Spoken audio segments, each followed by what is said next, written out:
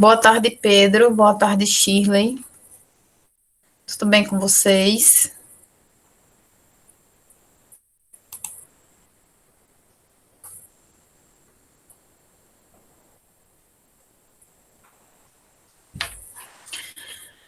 Eu queria perguntar para vocês como é que vocês estão estudando para fazer essas provas. Como é o método de estudo de vocês?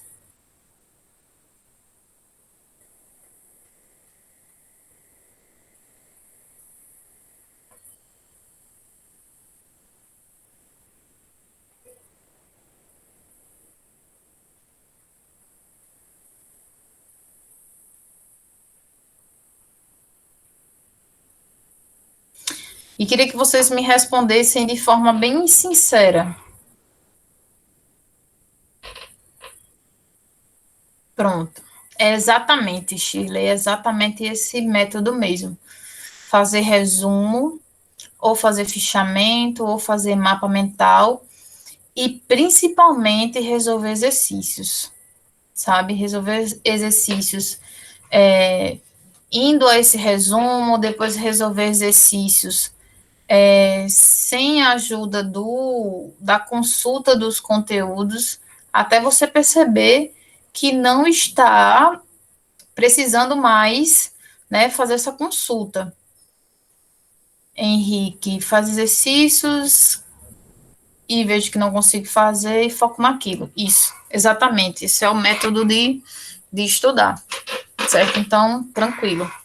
Não precisa que eu explique como é, porque vocês já fazem tudo de forma certinha. Eu perguntei porque às vezes os alunos chegam no terceiro ano, chegam na fase de concurso e não sabem como é o método de estudar e se frustram quando fazem vestibulares e provas e o resultado não sai como esperado. Mas vocês estão fazendo o método da forma correta, então, tranquilo. O resultado vai ser positivo, com certeza, certo? Então, podemos seguir. Quero saber se vocês têm alguma dúvida específica já sobre o conteúdo, sobre essa questão do modernismo em Portugal e sobre os erros de Fernando Pessoa, ou se vocês ficaram estagnados no conteúdo e eu posso começar ele do início. Começo do início ou vocês têm alguma pergunta específica? Ficou estagnado. Tá, ok. Pedro, você enviou o trabalho, colocou o trabalho lá no Classroom?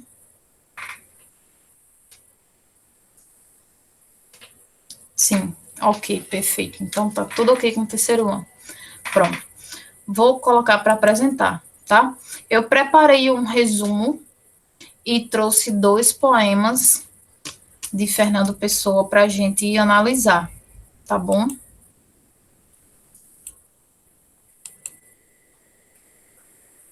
Preparei um resumo, inclusive, Shirley e Pedro, eu posso disponibilizar esse resumo, tá? Tô, tô bem melhor, com certeza. Vou colocar aqui do início, ok? Preparei essa revisãozinha, tá? Preparei esse resumo aqui sobre o modernismo em Portugal. Deixa eu colocar assim, que aí eu fico olhando. Posso passar pelo WhatsApp, sim, certo? Deixa eu deixar um número aqui. Logo no final da aula, você fala comigo e eu já mando logo. Aproveito que o computador está aberto aqui e já passo. Ok? Pronto.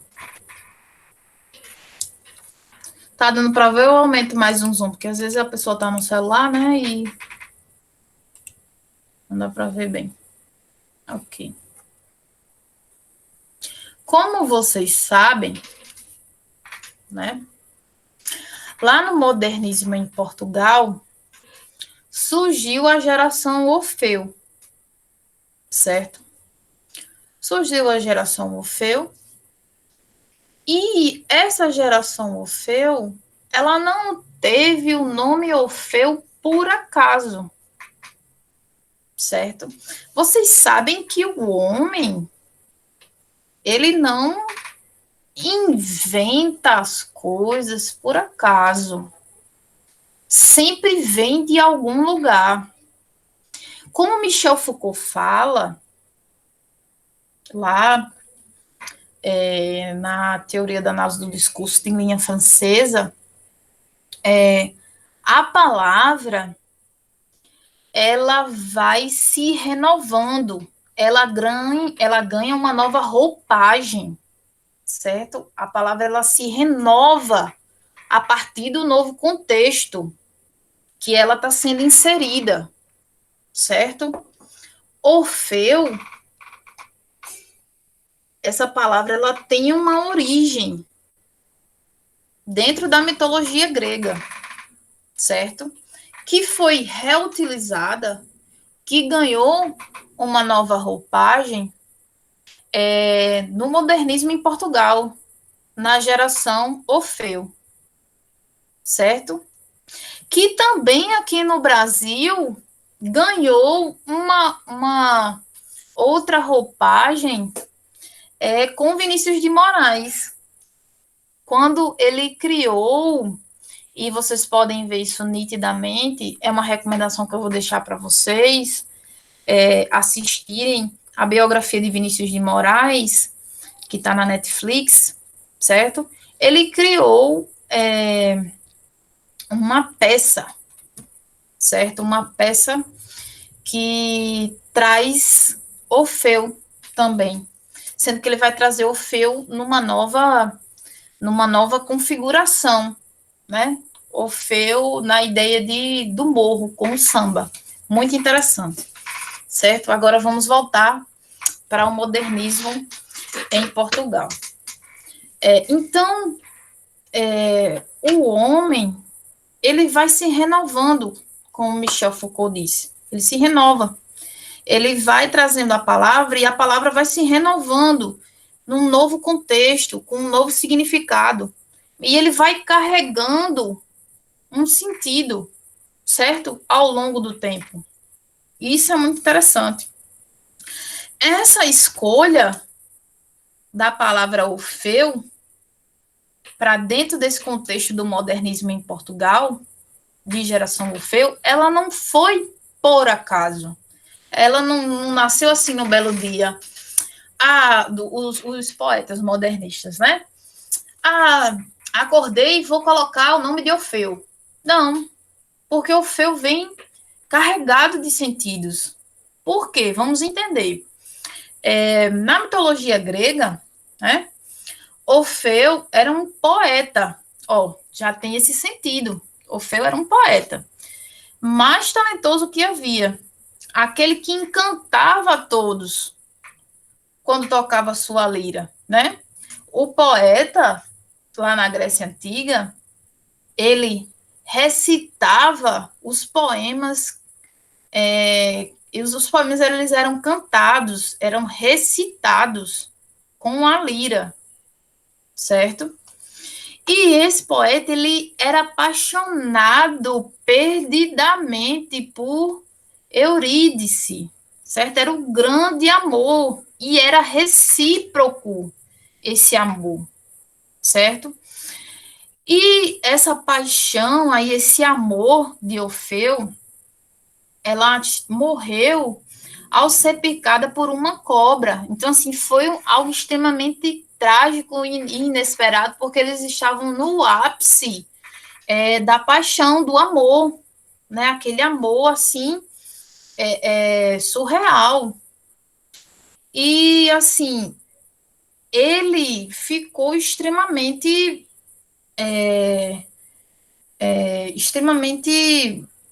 danificado, extremamente triste e quis resgatar esse amor de volta.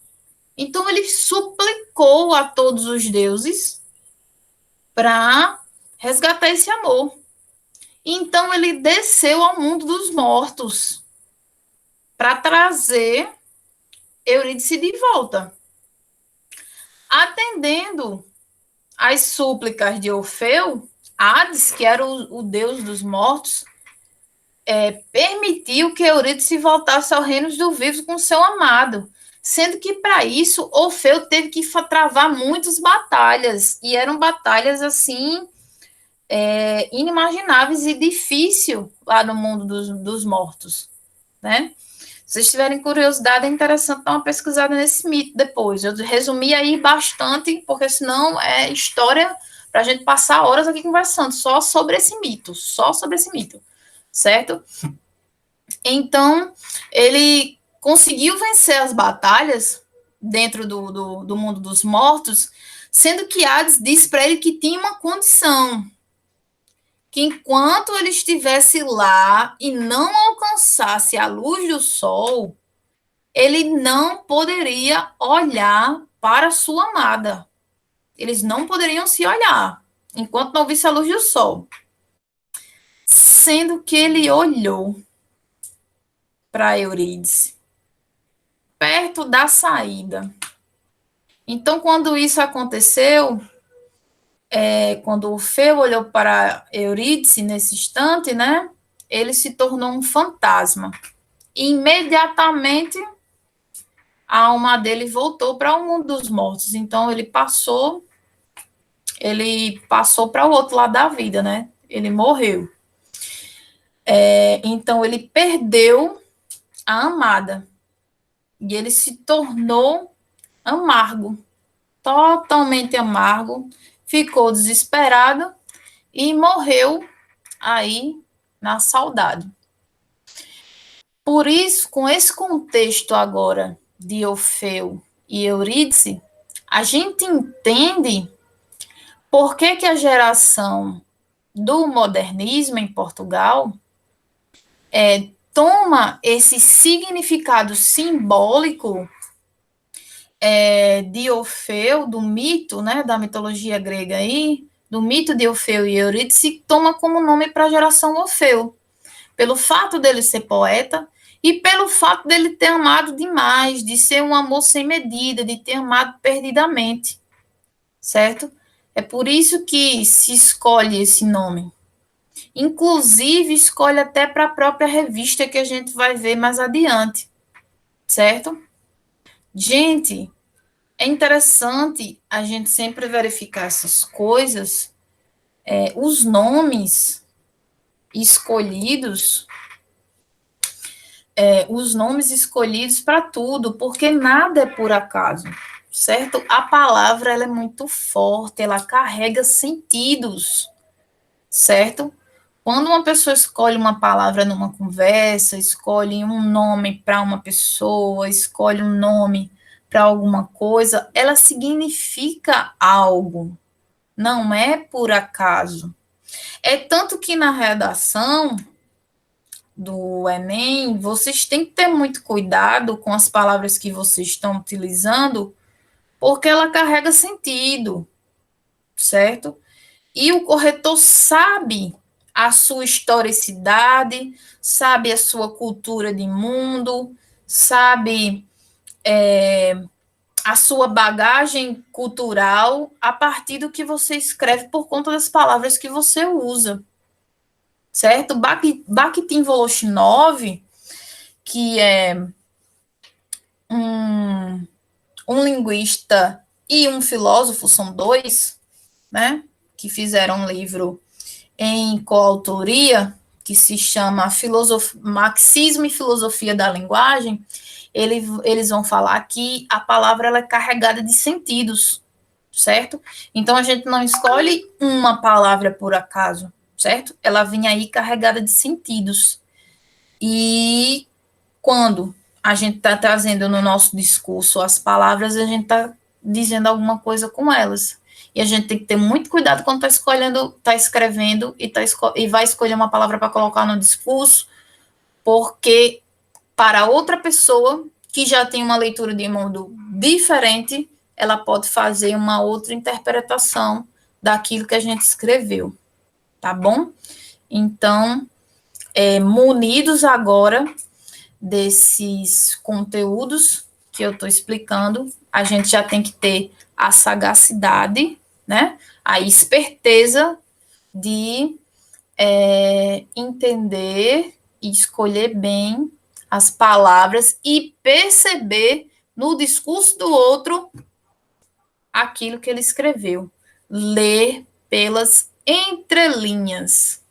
Essa é a grande chave da análise do discurso e da semântica, certo? Esse é o sentido, esse é o significado que a gente precisa compreender, ok? Vamos lá para a literatura, para o modernismo. Cresciam as expressões pela modernização da literatura portuguesa, o saudosismo, que era da literatura, da geração, da escola literária anterior, passou a ser rechaçado, rejeitado, certo? Pelos intelectuais influenciados pelo futurismo. Lembra que eu já falei que as vanguardas europeias tiveram grande influência tanto no modernismo no Brasil e agora no modernismo de Portugal? Pronto. Aqui aconteceu, certo? No modernismo em Portugal. Pois estes pretendiam promover uma ruptura drástica com o passado, o que não seria possível enquanto vigorasse o culto à saudade, que era o que acontecia na escola anterior, certo? O futurismo, que é um avanço das vanguardas europeias, não permitia essa ideia de culto à saudade, de um sentimentalismo que a escola anterior tinha, certo? Era necessário avançar, inovar, ok? Então, teria que se deixar essa característica da escola literária anterior em Portugal. Precisaria ter um avanço. Então, a ruptura era necessária nesse momento, tá? Nesse cenário, surge a revista Orfeu, e agora a gente entende o porquê do nome Orfeu, certo? Essa ideia de homenagear o poeta, né, grego, e todo esse amor perdidamente que ele carrega, né? Considerado um dos maiores poetas da mitologia grega, ok? Cujos membros propuseram um programa de modernização literária pautado em concepções de vanguarda, certo? Futurista e cubista. A gente vai saber o porquê cubista mais tarde com Fernando Pessoa, tá? Lançado em 1915, Orfeu só teve 2 números publicados, mas constituiu o marco de afirmação do modernismo em Portugal, ou seja, a revista de abertura. É a revista que vai trazer o marco inicial do modernismo. É a revista vanguardista, tá? Logo no número 1º, a ressonância dos valores estéticos dos movimentos de vanguarda, sobretudo do futurismo, fez-se notar de modo impactante com a divulgação de Ode Triunfal, de Álvaro de Campos. Vocês sabem que Álvaro de Campos é um dos heterônimos de Fernando Pessoa, né? E a publicação de texto de viés futurista de Almada Negreiros. Almada Negreiros também foi um autor, né, daí do modernismo de Portugal, importante, mas não tão quão Fernando Pessoa, certo? Apesar de a revista contar com vários colaboradores, que foi o caso de Almada Negreiros, entre os quais destaca-se o brasileiro Ronald de Carvalho, os principais escritores que delinearam o rumo da publicação foram Mário de Sá Carneiro. Mário de Sá fundou a revista junto com Fernando Pessoa, já comentei isso com vocês, Almada Negreiros, e Fernando Pessoa, né, como principal ilustre.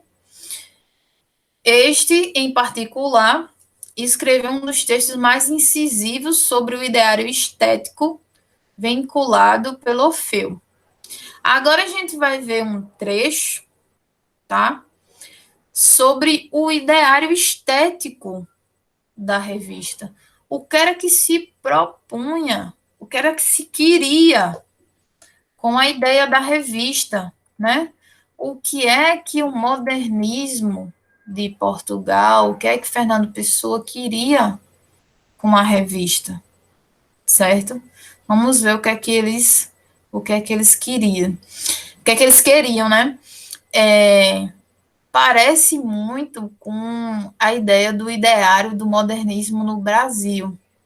Lembram que foi feito uma espécie de manifesto, um manifesto do modernismo após a Semana de Arte Moderna? Vocês lembram disso? Foi feito uma espécie de manifesto e tudo, com todos os objetivos, né, todas as intenções do modernismo, e não tão diferente, Fernando Pessoa, lá em Páginas Íntimas e de Autointerpretação, publicado em Lisboa, pela editora Ática, em 1996, na página 113, ele vai dizer o seguinte: criar uma arte cosmopolita, no tempo e no espaço. A verdadeira arte moderna tem de ser maximamente desnacionalizada, acumular dentro de si todas as partes do mundo. Só assim será tipicamente moderna. Que a nossa arte seja uma onde a dolência e o misticismo asiático, o primitivismo africano, o cosmopoliticismo das Américas, o exotismo ultra da Oceania e o maquinismo decadente da Europa se fundam, se cruzem, se interseccionem e, feita esta fusão espontaneamente, resultará uma arte todas as artes, uma inspiração espontaneamente complexa. O que é que ele queria com isso? Juntar a arte em suas várias formas heterogêneas, espalhadas por todos os continentes, em uma única, tornar as artes de forma uno, sabe? Pegar toda essa heterogeneidade e transformar uno, assim como no quebra-cabeça. Eu não sei se vocês conseguem pensar como era no início dos tempos, que os continentes eram todos juntos e se tinha a ideia de Atlanta. Era basicamente isso. Pegar todas as culturas, todas as ideias de arte e juntar tudo, sabe? Isso é muito forte para a época. Isso é muito forte para a época. 1966. É inovador, é você querer revolucionar, sabe? Criar uma arte cosmopolita no tempo e no espaço. Isso é muito forte. A verdadeira arte moderna tem de ser maximamente desnacionalizada, é tirar a identidade da arte, sabe? Tirar a identidade da arte, acumular dentro de si todas as partes do mundo. É você tirar a identidade da arte e poder juntar todas elas como uma única arte, sabe? Tipicamente moderna. Isso é muito forte. Demais. Sabe? Demais. Forte demais. É tirar todas as nacionalidades. Isso é muito forte. Muito inovador para a época. E mais. demais mesmo. Ok? Entendido? Até agora? Tudo tranquilo? Posso continuar? Posso, pessoas, continuar? Vocês estão conseguindo acompanhar direitinho? Ok. Não se deve, com a leitura desse trecho, incorrer no equívoco de supor que Fernando Pessoa quisesse decretar a extinção de temas literários respaldados em assuntos nacionais, como folclore e história de Portugal. Pessoa sinalizou a urgência de substituir o nacionalismo ufanista, pautado na exaltação incondicional de Portugal, pelo nacionalismo crítico, cuja postura questionadora em relação à tradição permitiria a modernização do país. O que Pessoa queria era tirar essa ideia de uma arte que fosse de exaltação à pátria, que foi muito forte no romantismo em Portugal, sabe? Ali em meados da segunda geração de Portugal, geração romântica de Portugal, certo? Ele queria uma arte que fosse unificada, como a gente viu na citação direta, certo? E ele não queria a extinção das artes, por exemplo, de esculturas, de pinturas, dessas artes, desses outros tipos de arte, certo? A unificação era mais na escrita, na literária, certo? Apesar da ênfase literária, a revista Orfeu reuniu vários artistas ligados às estéticas de vanguarda. Também no campo das artes plásticas, como o pintor Amadeu de Souza Cardoso. Nesse sentido, o principal mérito da revista foi a disseminação de uma atitude artística, a partir da qual, em pouquíssimo tempo, Portugal viu-se incorporado às linhas gerais do modernismo na Europa. Então, a revista Orfeu, ela não só se dedicava a publicar a literatura escrita, como ela também publicava os outros tipos de arte. Figuras, gravuras, obras de arte, escrituras, esculturas, todos os tipos de arte, certo? E com isso, Portugal ganhou o palco, né? Conseguiu igualar-se ao modernismo da Europa, certo? Mais adiante, nós temos aqui as fases do modernismo português, certo?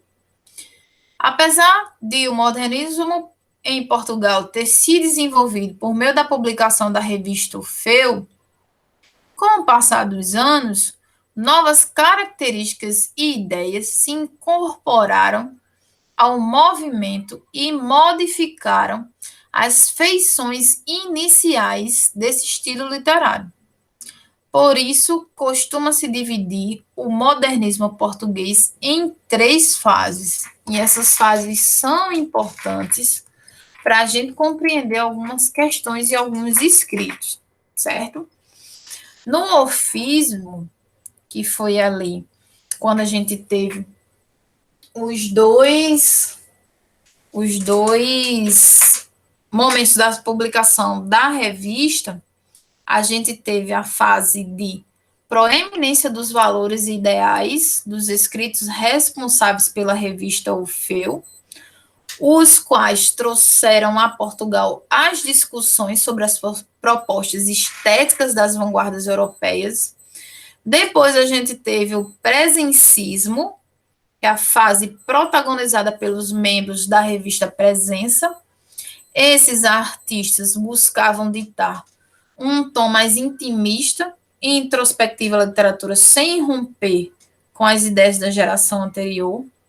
E a gente tem como terceira fase também o neorrealismo, que é a fase de engajamento e combate ao fascismo e ao salazarismo, que foi um momento histórico muito difícil de ditadura em Portugal, certo? Os escritores desse período definiam uma literatura de viés crítico e cunho reformador. Visava-se a denúncia dos problemas sociais que aconteciam muito naquela época por conta da ditadura, certo? De Salazar, ok? Aqui a gente já entra no aspecto mais específico do poeta destaque, que é Fernando Pessoa, o poeta de muitas faces. Eu não sei se vocês lembram, mas nas vanguardas europeias, uma das vanguardas que vai trazer essa ideia fixada de muitas faces, de fragmentação, é o cubismo, certo? O cubismo é que vai trazer essa ideia de fragmentação, de poeta de muitas faces, certo? E é nisso, praticamente, que Fernando Pessoa se baseia para se fragmentar em seus heterônimos e na sua escrita, certo? E a gente vai perceber isso nitidamente no segundo poema de análise que nós vamos ler mais adiante, certo? Vamos lá para algumas características gerais sobre Fernando Pessoa. Considerado o maior nome do modernismo português, sem dúvida, Fernando Pessoa foi um dos membros da geração de Orfeu, que mais atuou dentro da revista. Mário de Sá, ele teve uma vida muito complicada, né? Ele era uma pessoa muito doente e teve uma vida extremamente complicada e, assim, a revista não teve tanta atenção por conta da sua condição de saúde, certo? Então, assim, todo toque, tanto de escrita, tanto de organização, tanto de administração, foi com Fernando Pessoa, certo? Sua obra possui variados estilos e tendências poéticas que foram agrupadas pelo escritor em heterônimos, personalidades literárias criadas pelo escritor. Na revista Orfeu, de número 1, Fernando Pessoa apresentou poemas como ele mesmo e como um de seus principais heterônimos, Álvaro de Campos. Nos capítulos seguintes, dedicados exclusivamente a esse poeta, será apresentado o conceito de heteronímia, fundamental para compreender a produção literária de Pessoa. Heteronímia a gente já sabe, certo? Que é exatamente, já conversamos sobre isso nas aulas passadas. Então, por hora, é preciso apenas entender que Fernando Pessoa destacou-se como principal articulador do projeto literário da revista Orfeu. No primeiro número da publicação, Fernando Pessoa publicou, além da Ode Triunfal, do heterônimo Álvaro de Campos, o poema Opiário, que é um poema que a gente vai analisar, tá? Dedicado a Mário de Sá Carneiro, que representa a fase decadentista do autor por meio de temas relacionados ao tédio e à morte. Lembra que eu comentei sobre a questão de saúde do autor de Mário de Sá? Pronto. Nele, há referência à constante busca de sensações novas e extremas. Entretanto, Apesar de tais esforços rumo à renovação de ânimo e de espírito, o sujeito poético revela-se prostrado e deprimido em relação à vida.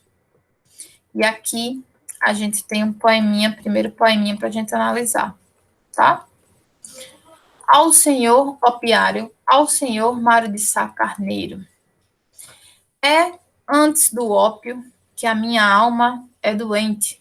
Sentir a vida convalesce e estiola, e eu vou buscar ao ópio que consola, um oriente ao oriente do oriente. Esta vida de bordo há de matar-me. São dias só de febre na cabeça, e por mais que procure até que adoeça, já não encontro a mola para adaptar-me. É por um mecanismo de desastres, uma engrenagem com volantes falsos, que passo entre visões de cadafalsos, num jardim onde há flores no ar, sem hastes.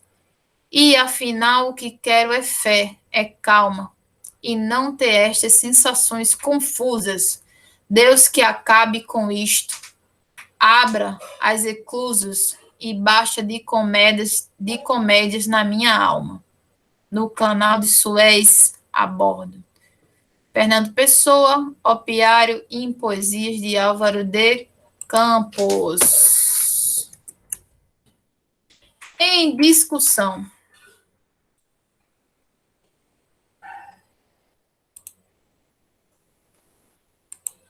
Em discussão.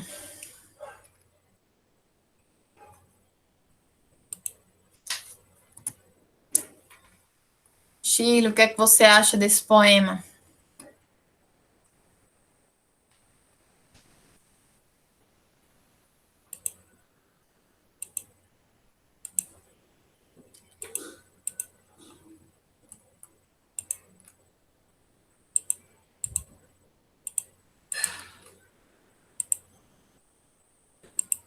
Muito melancólico. Muito. Demais. Até por conta da condição de Mário de Sá Andrade, né? Saber um pouco da biografia de Mário de Sá revela condições para a gente ter uma noção do porquê de tanta melancolia. Veja só, nunca é interessante, Shirley, a gente associar o eu lírico à biografia do autor, certo? Nunca é interessante a gente fazer isso, porque aí é você resumir, né? Resumir a interpretação, a vida íntima do autor, certo? Nunca é interessante fazer isso. Mas aqui tem um caso específico, porque ele dedica, o eu lírico aqui, ele dedica esse poema a alguém. Ele dedica a Mário de Sá, certo?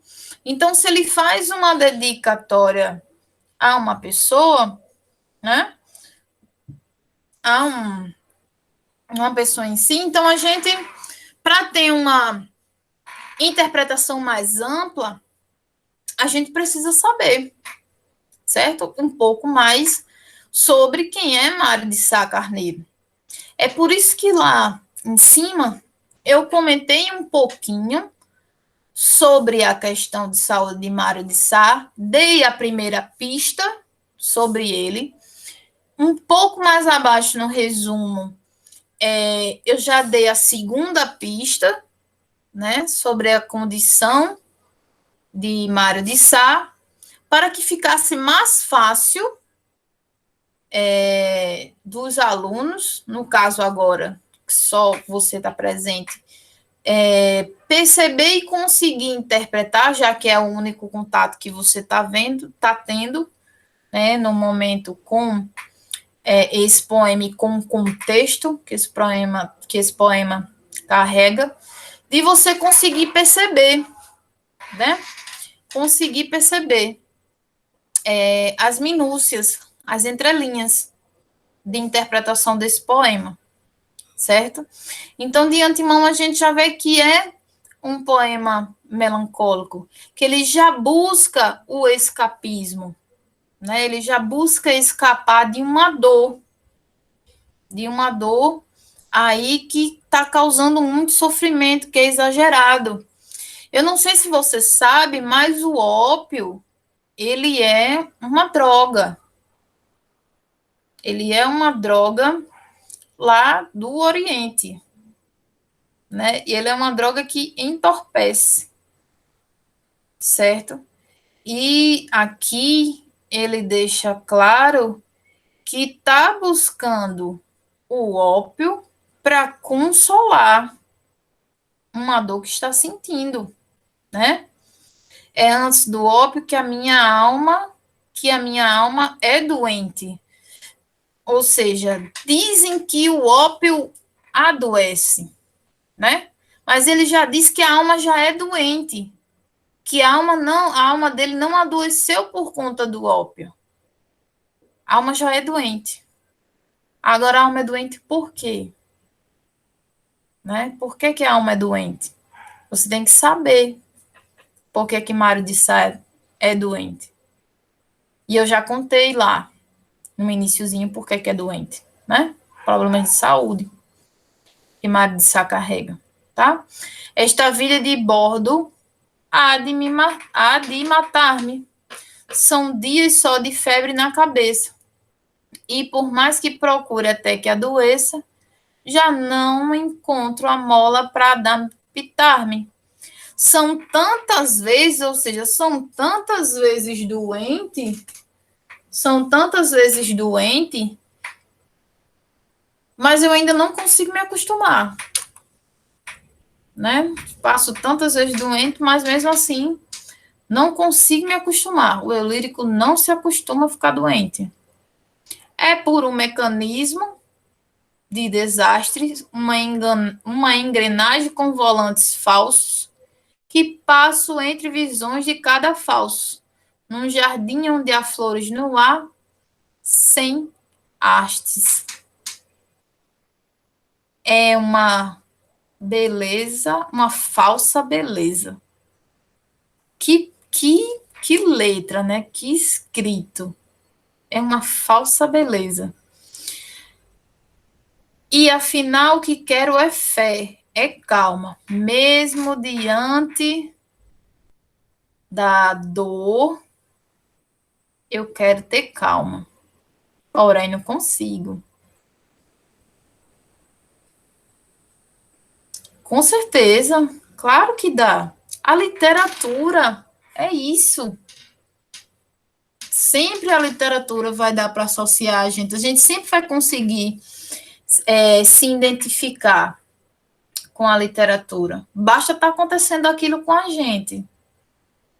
Quando temos alegrias ou problemas nos cotidianos que a gente sempre passa, com certeza.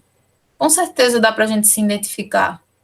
Agora só dá para a gente se identificar se a gente sentir, tiver sentimento suficiente para conseguir se identificar naquele sentimento que o poeta escreveu. Uma pessoa fria, por exemplo, um psicopata, um sociopata, jamais vai ter identificação com a literatura. Jamais. Um Lázaro da vida não consegue. Não sei se você está acompanhando a história de Lázaro, né? O fugitivo do Distrito Federal. Ele jamais vai conseguir se identificar com um poema desse. Jamais. Apenas as pessoas que têm sentimentos conseguem identificação com a literatura. Um sociopata não consegue. Uma pessoa, um sociopata, um psicopata não consegue identificação com a literatura, não. Jamais. Não consegue. Não consegue porque não há ausência, há um vazio ali. Há uma ausência de sentimento. Entende? Não vai conseguir interpretar nunca. Nem interpretar, nem ter sentimentos para sentir o que o poeta sentiu. Ele é incapaz. incapaz, total. E afinal, o que eu quero é fé, é calma, e não ter estas sensações confusas. Deus que acabe com isto. Aqui é um pedido, uma súplica total de misericórdia. Abra as esclusas e baixa das comédias na minha alma. É como se dissesse: Deus, o Senhor está brincando comigo. Pare com isso, eu já não aguento mais. Agora, dito de uma maneira, com figuras de linguagem, de uma maneira belíssima, né? Eu que estou traduzindo no português mais baixo padrão possível. Certo? Segundo poema para a gente analisar. Aqui, Shirley, é cubismo puro. Aqui é para quem sofre de amor, né? Aqui sou eu todinha. Se você estiver sofrendo por amor, nem leia, viu? Não é sofrendo de amor. Isso aqui é para quem sofre. Passagem das horas. Trago dentro do meu coração, como num cofre que se não pode fechar de cheio, todos os lugares onde estive, todos os portos a que cheguei, todas as passagens que vi através de janelas ou vigias, ou de tombadilhos sonhando.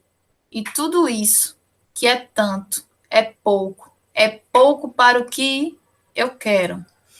Multipliquei-me para me sentir.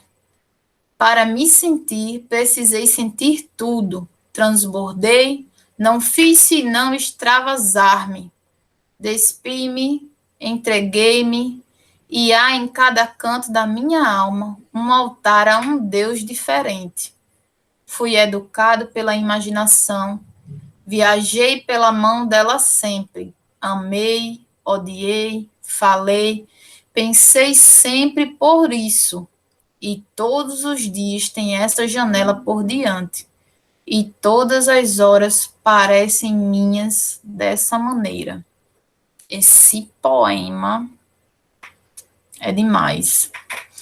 Esse poema aqui, que ele assina como Álvaro de Campos, Fernando Pessoa, ele vai trazer a ideia da fragmentação de Fernando Pessoa, que é um sujeito que se despedaçou, que se fragmentou com uma ideia. Lembra que eu falei que o cubismo ia aparecer nos poemas de Fernando Pessoa?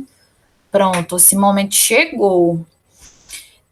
Esse poema é a ideia fulcral da fragmentação de Fernando Pessoa, certo? Aqui ele demonstra que ele é um sujeito que se fragmentou, que passou por todos os lugares, por todos os portos, por todas as passagens, que é um sujeito que sonhou bastante, né? Que se multiplicou, certo? Que precisou sentir, que se transbordou, que extravasou, que se despiu, que se entregou, né? E que amou, que odiou, que falou. É um sujeito que foi, voltou, que se diminuiu, que cresceu. É um sujeito que se fragmentou. É a pura fragmentação cubista, certo? Que precisou aí se dividir em várias pessoas, em 3 heterônimos, certo? Para poder aí extravasar todo o seu sentimentalismo. Ok? Ele, de fato, sentiu na pele tudo que escreveu. Exatamente. Todos os poetas, Shirley, eles sentiram na pele tudo que escreveram. Eles são sentimentos da cabeça aos pés. Todos. São pessoas que amam demais. e que conseguem, tem a proeza, a imaginação, é que ele traz aqui, foi educado pela imaginação, que tem a imaginação de transbordar todo esse amor, todo esse sofrimento, toda essa angústia, toda essa paixão na escrita. Isso é que é fantástico. Isso é que é fantástico nos poetas. Poxa, isso é demais, isso é demais. Isso é demais. É fantástico demais. Entendeu? Você captou o que é ser poeta. Exatamente isso. Então, eu trouxe esses dois poemas para a gente sentir e captar o que quer dizer, né? A letra, sentir a emoção, tanto dessa parte melancólica de Fernando Pessoa, quanto essa parte amorosa dele, de fragmentação, para a gente ter uma ideia como é esse Zeus de Fernando Pessoa, que vai aí do amor ao ódio, da tristeza à alegria, e passar essa ideia de como era Fernando Pessoa, certo? Quero saber, Shirley, se você tem alguma dúvida para a gente poder encerrar e eu te passar esse material pelo WhatsApp. Tá tranquilo? Tudo tranquilinho? Pronto, então, perfeito. Dê um oizinho agora para eu já te passar logo e não te esquecer. Não esqueci de passar esse material para você. Fechado? Pronto. Resolva questões e tudo certo. Ok. Então, até segunda. Traga as dúvidas segunda para a gente conversar. Tá bom? Pois é. Acredito que foi muito produtivo. Disponha. Até segunda. Segunda eu também vou levar questões para a gente resolver. Certo? Tá. Beijo. Tchau.